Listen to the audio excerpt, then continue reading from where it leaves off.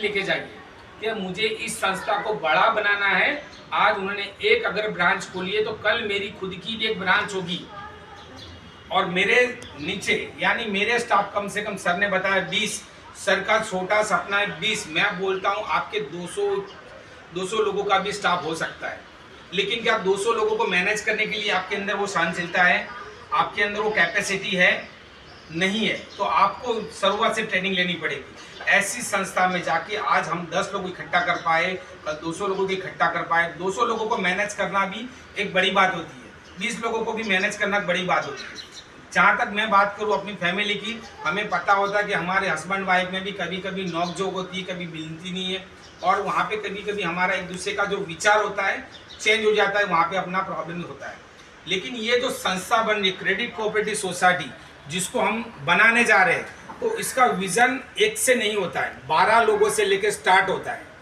तो यह बड़ी समस्या वाली बात है कि जब हमारे 2 लोगों से हमारी एक दूसरे से नहीं बनती है, हमारे बच्चे से कभी हमारी नहीं बनती है, तो 12 लोगों को इकट्ठा लेके चलना आसान काम नहीं है। ये हर कोई मानता ही है, क्योंकि हमारे परिवार के अंदर हम 4 लोग होते, 5 लोग होते, और हमारा जो कुटुंब होता है अंदर 10 लोग होते, 15 लोग होते। लेकिन 15 लोगों से क्या आपके विचार एक साथ मिलते हैं?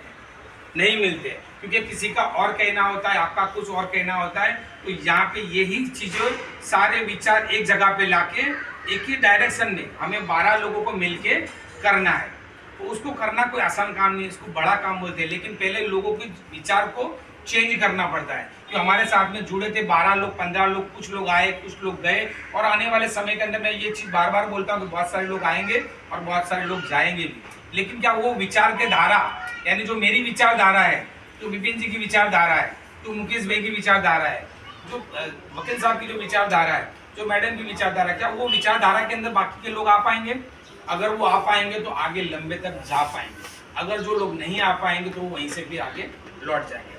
छोटा सा विचार है, लेकिन काम आगे जाके बहुत बड़ा होने वाला है, क्योंकि मुझे पता है कि बहुत सारे लोगों के पैसे ऐसे भी होते हैं जो रख के भूल जाते हैं, लेकिन हमें वहाँ पे उसको देना है। और यहाँ पे सबसे बड़ी बात होती है, जो मैं बार बार मीटिंग में बोलता हूँ, कि इस बिजनेस से सेक्टर में हम जुड़े हैं, फाइनेंस बिजनेस में, तो हमारा सबसे पहला जो सर्विस आता है, सबसे पहला वो चीज़ आता है, जो बहुत सारी चीज़ों पे सर ने बात कर दिया है कि सर्विस बेस पे बिजनेस आता है। कि आज हमने किसी का कुछ डिपॉजिट लिया है, तो क्या हमने टाइम से उसको एंट्री किया? क्या हमने टाइम से उसको हमने रिकरिंग लिया? क्या हमने उसको टाइम से दिया? तो यहाँ पे मेन चीज़ सर्विस आती है। आज बहुत सारी सरकारी बैंकें हैं, SBI बैंक है, प्राइवेट बैंक है, तो आज उनसे हम बेटर क्यों है? वही चीज़ आपको समझाना है, और वो आपको मैं सिर्फ 2 मिनट में समझा सकता हूँ। बड़ी बात नहीं है इसकी, क्योंकि आपने एक्सपीरियंस ऑलरेडी कर चुके हैं, लेकिन आपको ध्यान नहीं है। आपने कभी सरकारी बैंक में गए होंगे, वहाँ का एक्सपीरियंस क्या रहा होगा? आप प्राइवेट बैंक में जाते हैं, चाहे HDFC बैंक में, ICICI बैंक में, वहाँ का एक्सपीरियंस क्या रहा होगा? लेकिन वही चीज़ आपको घर बैठे मिल रही है, उसका एक्सपीरियंस क्या रहा होगा? तो इसीलिए बहुत सारी कोऑपरेटिव सोसाइटी बहुत सारा बिजनेस करती है, लेकिन वो एक्सपांशन ऐसा करती है कि जहाँ पे उनको बड़ा बड़ा ऑफिस लगाना नहीं पड़ता, लेकिन उनका turnover private sector, service sector से भी बहुत बड़ा होता है।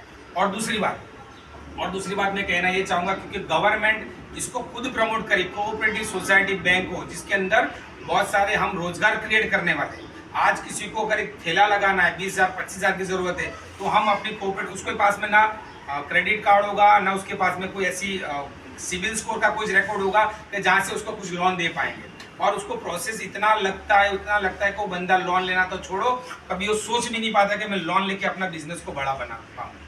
तो यहाँ पे वो बंदा करेगा, चाहे वो सब्जी वाला हो, चाहे ठेले वाला हो, एक छोटा छोटा यहाँ पे बचत करेगा, छोटा छोटा बचत करके वो यहाँ पे बहुत बड़ा बिजनेस कर पाएगा।